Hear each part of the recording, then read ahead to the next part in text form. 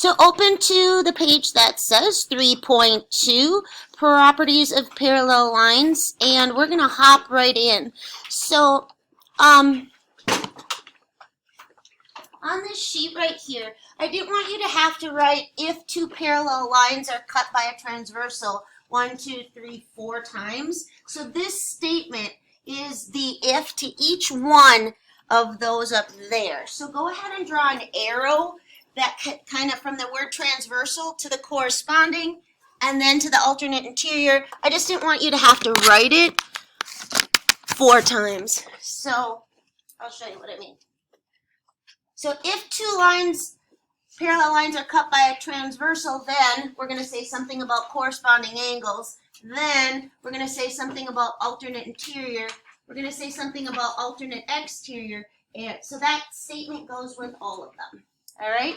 So the difference today, you might say we did this yesterday, the lines weren't parallel. So when you see these little runners on here, you might even want to make them a little darker. That means that line L is running parallel to line M. Yesterday, they were just kind of all over the place, and we talked about the different types of angles. So, we talked about corresponding angles. First, those are the ones that are the same color, like red and red, green and green. They're in their same spot. I could actually tell Izzy, if this were on paper, cut this chunk out, and she'd be able to paste it perfectly onto the bottom. They're the same clump of 4. All right? So corresponding angles would be angle 1, angle 5, top left. Angle 2, angle 6, and that's from yesterday. What do we have? Bottom left, angle 4 and angle 8, they're in green. And then top right, angle 2 and angle 6, they're in blue. All those corresponding angles. It says if two parallel lines are cut by transversals, the corresponding angles, so we're going to write then, corresponding, I'm just going to write core because I can't fit it in there. You might as well just as well. You'll know it means corresponding. Corresponding angles are, and put a big congruent right here. All right, so if two parallel lines are cut by a transversal, then the corresponding angles are congruent. So I'm going to go put a fake angle measure up here on angle 1. I'm going to put 122 degrees right there. Go ahead and do that. What that means is angle 5 is also 122 degrees. If it's part of a proof, though, you need to put a reason. And so what we call that is the corresponding angle postulate. It says, if two parallel lines are cut by a transversal, then corresponding angles are the same.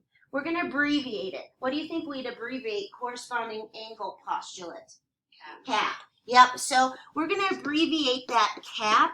I want you to underline that word postulate. It's kind of important what it means because there's a difference in math between postulates and theorems. They're both statements about math. Postulates don't require proof. They just are so obvious that, like I said, if I told Izzy to cut out this top clump, 1 would fall perfectly on 5. They'd be a perfect match in their measures. Same with 2, with 6. You can just see it. I can't prove it. It just is what it is. So for this word, the P stands for postulate. If you don't know that, you can write the whole thing out. But corresponding angle postulate says, if two parallel lines are cut by a transversal, then the corresponding angles are the same. But this requires no proof. Okay? If it's a theorem, it requires mathematical proof. Now, I'm not going to prove all 3 of these. I'll just prove 1 of them. All right, next up from yesterday. Also, if two parallel lines are cut by a transversal, I'm going to actually go put a 122 over here, by the way, because those are corresponding. Alternate interior angles. There's 2 pairs up there. Remember from yesterday, they're inside the parallel lines, and you hop or alternate across the transversal. So angle 4 and angle 6, hop the transversal and are inside. Angle 3 and angle 5, hop the transversal or alternate and are inside. What another theorem says is that then, because the if is right here again, I just didn't want to do it 4 times. If two parallel lines are cut by transversal, then alternate, and I'm just going to write alt, int, then alternate interior angles are, and those as well, are congruent. Now watch, it kind of makes sense up here. If 1 is 122. The one across from it has to be 122. Wouldn't you agree? Because those are vertical angles. So do you see how I have a 122 on both of those interior angles? Now watch the next one. Because this is next door, this angle 1 to the angle 2, and they make a line, they have to add up to 180. So if this guy's 122, this guy's got to be 58. If that guy's 58, well, this one corresponds to it. Right? So those are the same. Well, this one's vertical to it, so those are the same. And this one's across, and this one's across. There's only 2 numbers that appear for all 8 angles, and that'll always happen. When you have 2 parallel lines cut by a transversal, there'll always only be 2 possible relationships. Either the angles are equal, or they add up to 180. All right. This is called the alternate interior angle theorem. And if you don't know what that stands for, you might want to write it down, but I allow you to abbreviate it. Just make sure you abbreviate it correctly. Alternate interior angle theorem. Theorems can be proved. So I'm going to go prove that on the next page, but I'm only going to do one proof because they all kind of fall out the same. So that's why I redid the notes, because it had proofs of all of them. I'm like, oh, that's too much. So we're just going to prove. Go ahead and flip the page. We are going to hop on and write ourselves a proof. All right, and remember from last chapter, we do our statements on the left, statements. My smartboard doesn't write very well, write down that part, so you're going to have to. Statements right there, and we put our reasons right over here. There is a certain flow to every proof that you can't really goof up, and we said the first thing is you have to just state the given. So my very first statement will be that I've got parallel lines. How do I know that? Because they told me. So there's 3 actual things that go on a proof before you even start. The given, and then whatever logic flows right here has to lead you to angle 4 being congruent to angle 6. So those 3 things you can't get wrong. The given and where your logic needs to take you. All right. So here's my goal. I want you to write it over here. Our goal is going to be to get both of angle 4 and angle 6 the same as angle 2. Because if they're both the same as angle 2, they're the same as each other. So that's our goal. We want both angle 4 and angle 6 to equal angle 2. So we're going to kind of, that's why angle 2 is on there. It's on there for a reason. You're going to work with it. So, do I know for sure that angle 4 is the same as angle 2 with something that we've worked with before in this class? And you should say yes. They're across from each other on the X. From last chapter, I'm actually going to allow you to speak right now because I want to make sure you know that one. It's in most of these proofs. What is the reason for saying the ones across from each other on the X are equal? Congruent. They are congruent. What's the theorem called? I allowed you to abbreviate it with vertical angle theorem. Yeah, and I told you could write that. All right, 4 is the same as 2 because the first chapter we said when we're across each other on that X, they're the same as each other. Angle 6 is the same as angle 2 by something we just wrote on the previous page. Angle 6 is in the top right of its clump of 4. Angle 2 is in the top right of its clump of 4. They're corresponding angles. And we have a theorem that says, not a theorem, a postulate that says if parallel lines are cut by a transversal, then corresponding angles are the same. If you look on your chart, I told you you're allowed to write CAP, but know what it stands for. Corresponding angle postulate. Now let's see if from first chapter, or last chapter, if you can remember the reason for this. If they're both equal to angle 2, don't you do this, I'm going to, but don't you do it on yours. If they're both equal to angle 2, I can chuck angle 2 and say they're the same as each other. Do you remember that one? Transitive. Yeah. Now, I could do the other proof of the next one, but it's going to flow the same. The goal with all of these is kind of to get them equal to the same angle, and that angle is on the picture. So I'm just going to repeat the flow of this. 4 is the same as 2 because they're vertical.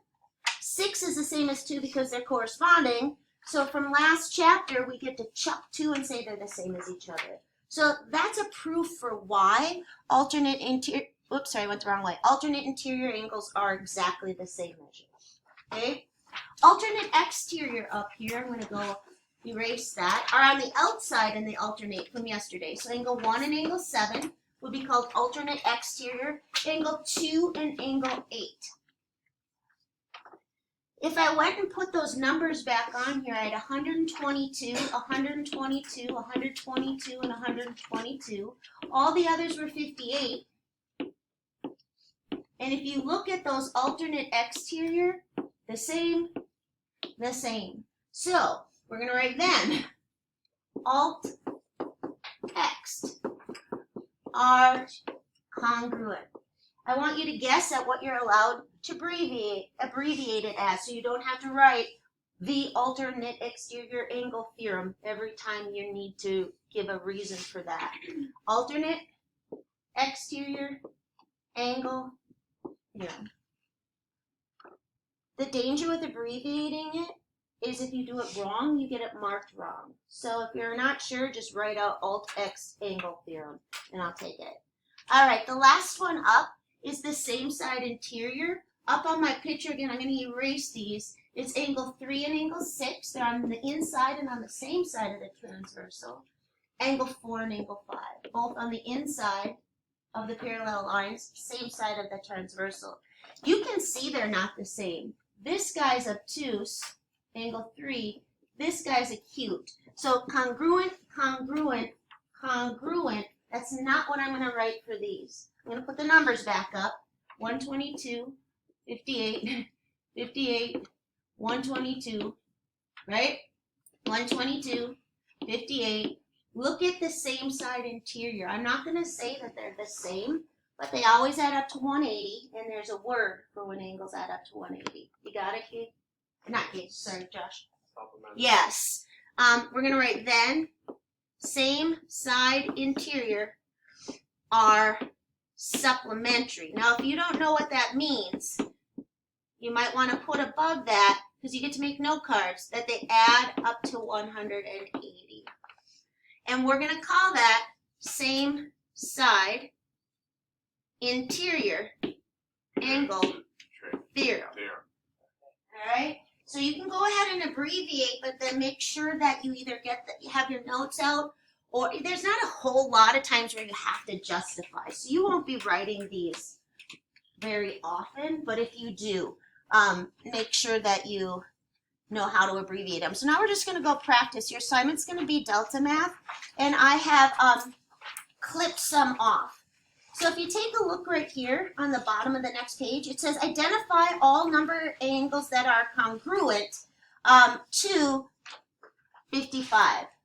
Okay, so we're going to start with the angle that corresponds to 55 in the other clump of 4. Again, if I were to say to Izzy, cut this clump out and paste it onto this one, this 55-degree angle would land on angle 7, correct? So I'm going to say that angle 7 is equal to 55 degrees. If I had to provide a reason, it would be because they're in the same spot. They are corresponding angles. So you can write cap. I could also say that angle 55 degrees is the same as angle 5. Go ahead and tell me. Go ahead and write down. I would normally walk around, but then I lose my mic. So angle 5 is also got a measure of 55 degrees. Not because these two are corresponding, but because of one of these others. They're not corresponding. They're not vertical. They are alternate interior. So if you had to give a reason, you could say alternate interior angle 0. And again, I'm relating them all to this numbered angle. So 7 is 55 because it corresponds. 5 is 55 because it's alternate interior. My last one, why would angle 1 be 55? Nope. That. Yeah, they're vertical. So I can't fit that. Oh, I can fit it. Angle 1 would also be 55 degrees because it's vertical. So that's what I mean by if you have to give a reason. If you have to say, well, why is angle 7 55 degrees? They're corresponding. So write cap for corresponding angle postulate. most often you don't have to give a reason, you have to find missing angles. And what's often more helpful than trying to memorize those 5 different types of angle pairs is I told you there's only 2 possibilities. The angles are either equal or they add up to 180. So what I sometimes tell kids is put a check mark here and then zigzag. Go across and then across the transversal and then across. All those check marks on the zigzag are all obtuse and they're all the same measure. So if this guy's 130, head across, you're 130, head across, you're 130, head across, you're 130. These guys, if I head across, head across, head across, and make a zigzag like that, those aren't 130, but they're all the same measure. What would they be? 60. 50. Because we have to, because we have to add up to 180. So 50, 50, 50. So once you have one angle, you actually know all of them. So you go ahead and leave that there. I'm going to erase it. And I'm going to say, well, what if you're doing delta math and it tells you this one's 130 and it, not 130, let's make it 125. Okay? And you're like, well, what are the other ones? Maybe they have an X right here. Well, you're going to go check, head across, head across, head across. I did not hit the X. It's not 125 degrees. You see why? But what's this one next to it? 180 minus 125. So it'd be 55, right? Head across, 55. Head across, 55. X is 55. So if you kind of head across on the zigzags, you know what I mean by zigzags? Hop, hop across, hop the transversal, hop across. Those are all, you don't even need to know that they're called alternate interior or exterior if all you're doing is solving for a missing piece. All right, so there's only 2 possible answers for X. Okay, this is your first in delta math that we're going to go to. It's just going to be level 1, and it's going to ask you for one of the missing ones. Your only options are 49 and 180 minus 49, which is 131. Those are the only options. I would head and go across, across, across. I hit the X, it's 49 degrees. If I didn't hit it, it's 131. Okay? If I had to give a reason, though, what are these angles called? So I'm going to write X equals 49. If you had to give a reason, those are alternate interior, correct? So you would write alternate interior angle theorem.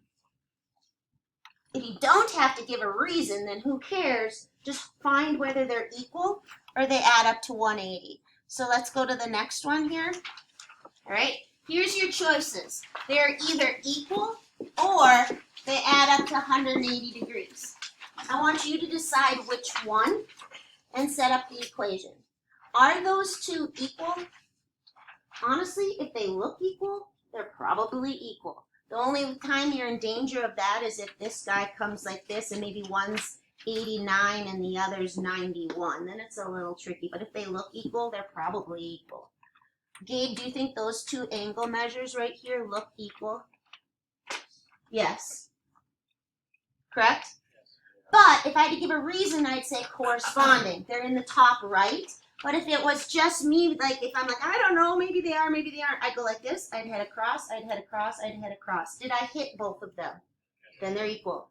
If I didn't, they add up to 180. So that's just a nice shortcut for if you're like, I don't want to decide. You know, maybe they put this one over here, and you're like, well, those aren't any of my angle pairs. You still hop across. If you hit both of them, they're equal. So let's go 8x minus 7 equals 9x minus 28. So there'll be some algebra in this lesson.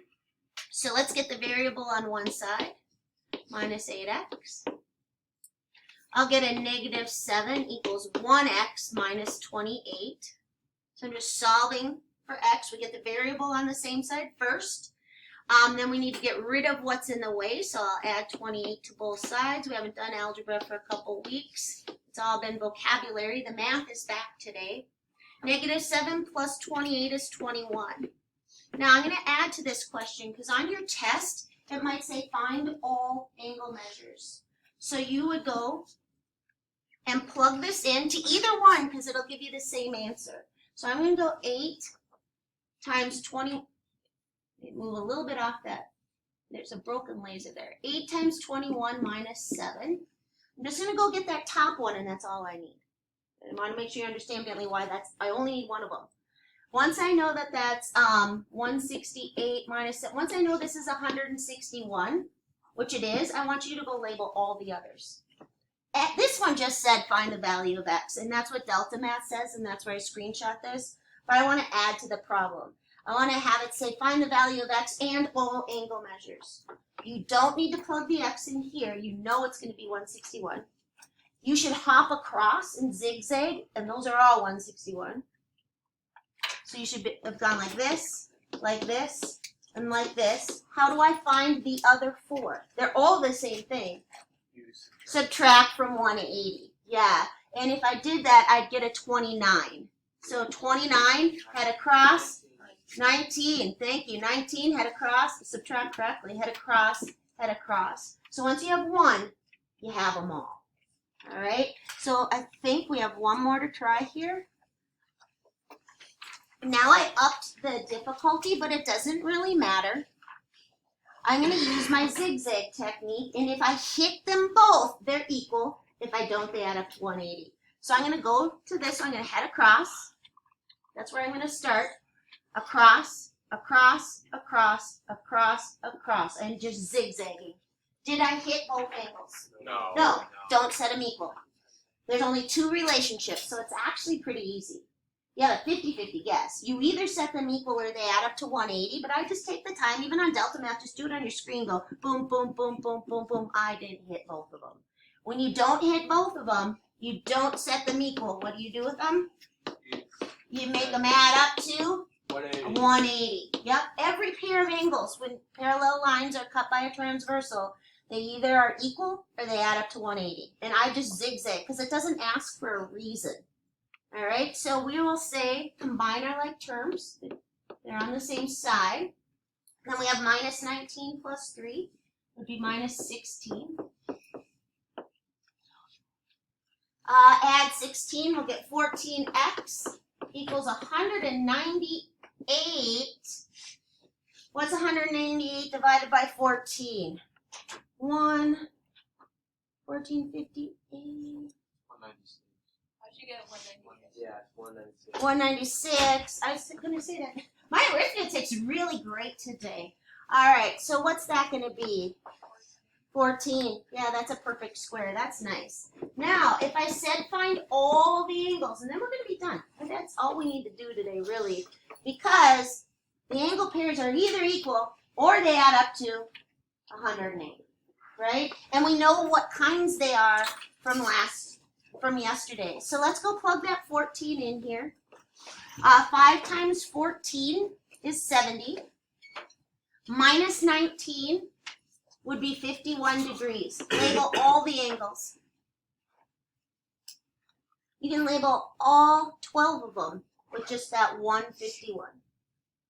And again, how did I get the 51? I plugged 14 in, multiplied by 5, that's 70. Remove the 19. So zigzag. What's this one right here? You can go ahead and say it. What's this one right here? 51. 51. Hop the transversal, 51. Hop across, 51. Hop the transversals. Just zigzag your way on down. Those are all 51. What are all the other ones? 129. All right, you can go ahead and take out, I'm going to stop this for a second. You can go ahead and take out your Chromebooks